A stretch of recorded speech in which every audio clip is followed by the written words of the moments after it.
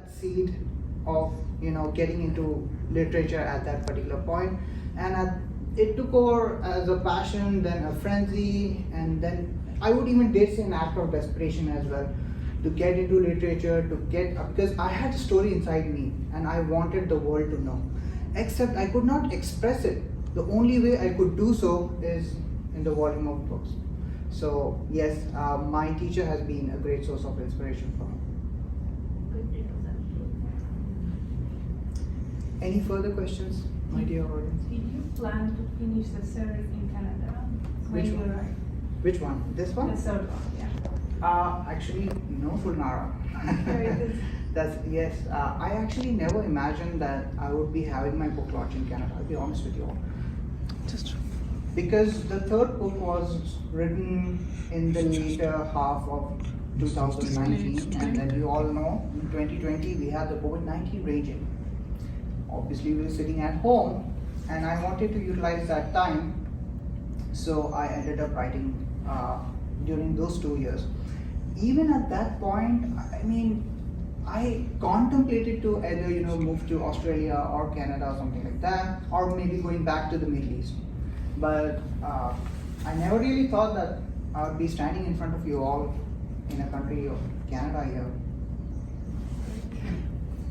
Yes, it's right. Did you imagine from the very beginning that you could have 3 books of this story? Okay, that's an interesting question. So Let's go back to the right brief. off the bat, Where is the I would like to address this particular query. The Nucle Saga, although it started as an essay and then it progressively transformed itself into the form of a book, my initial idea, the initial plan was to release a book series at least of 5 books. I think that that's 5 books, yes. But then just okay. it was a difficult process, because you have to streamline your thought process, and there's a process that's happening. Something is getting created in your mind, and you have to transcend that and bring it at your fingertips. And usually with this process, I don't try to restrict it.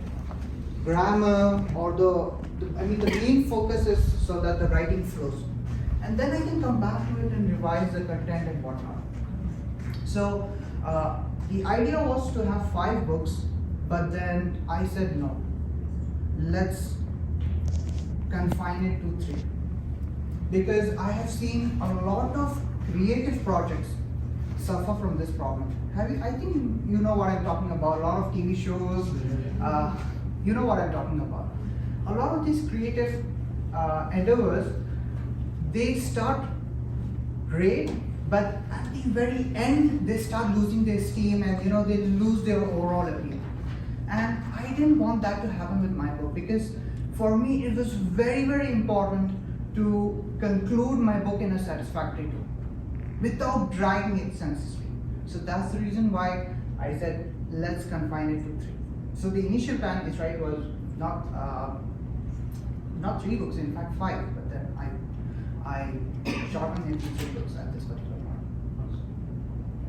Since the competition is too much, so what kept you motivated? The competition for literature?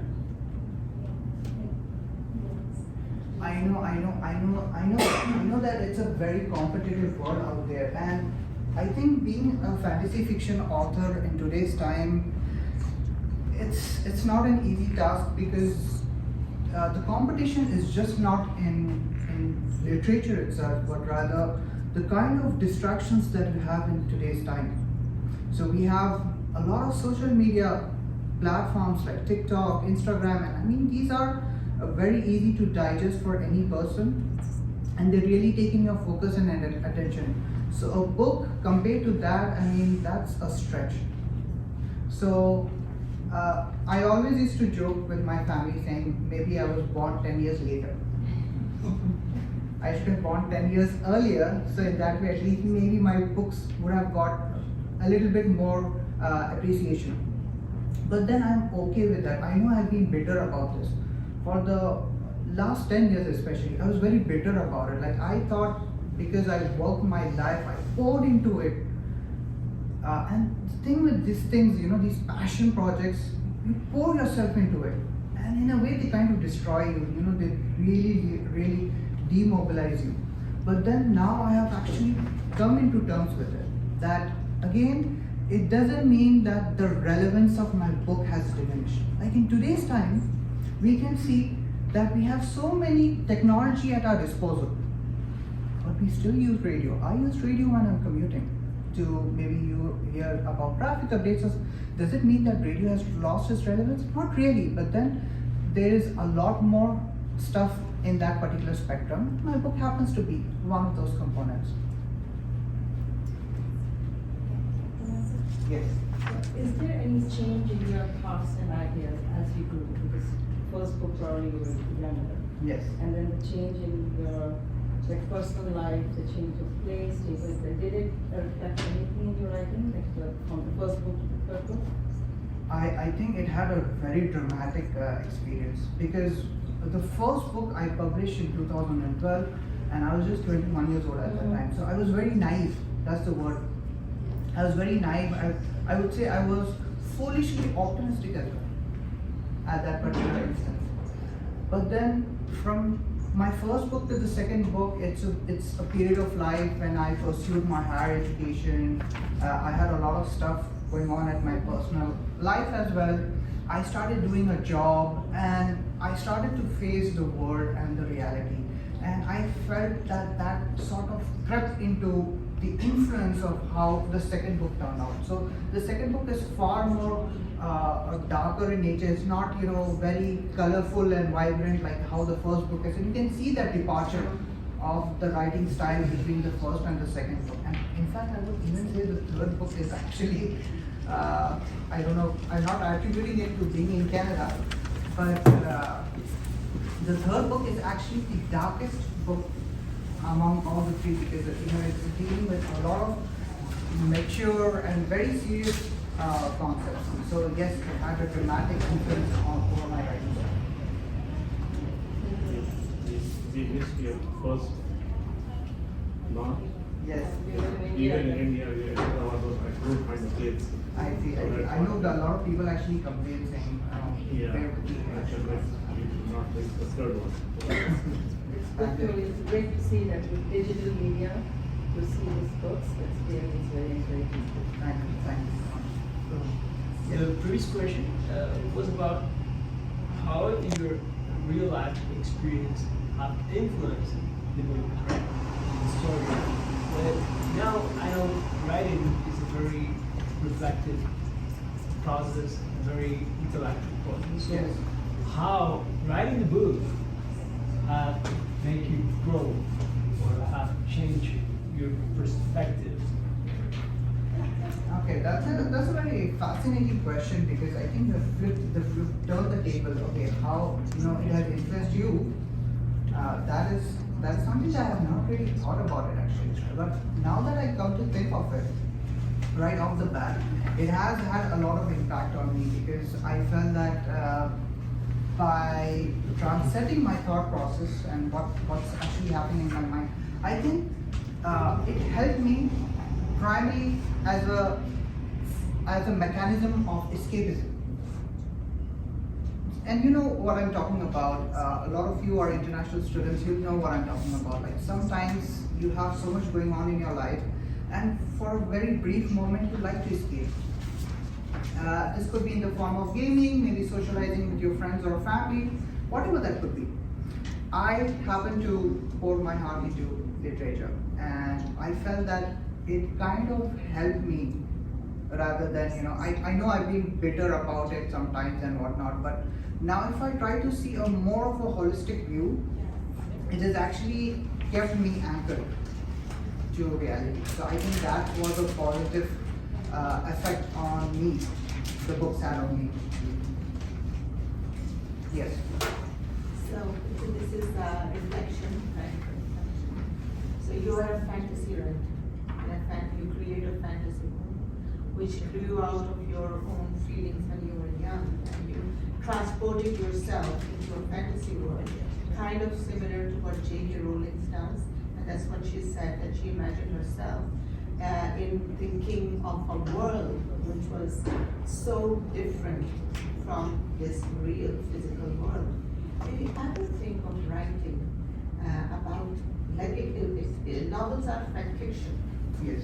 So a story, a fiction, which is based on just real physical world. Physical world. Like I was looking at your map. The map is like imaginary map. Yes, that's true. So, like, what would motivate you, or will it motivate you to write about this fictional story about this world? Okay, so again, that is an easy question as well. I like to address that. So here's the thing. Contrary to popular belief, writing in fantasy fiction is very easy. Yes, that's true. Yes, sure. Hi, Thursday. What's your everyday life, everyday time like when you're writing?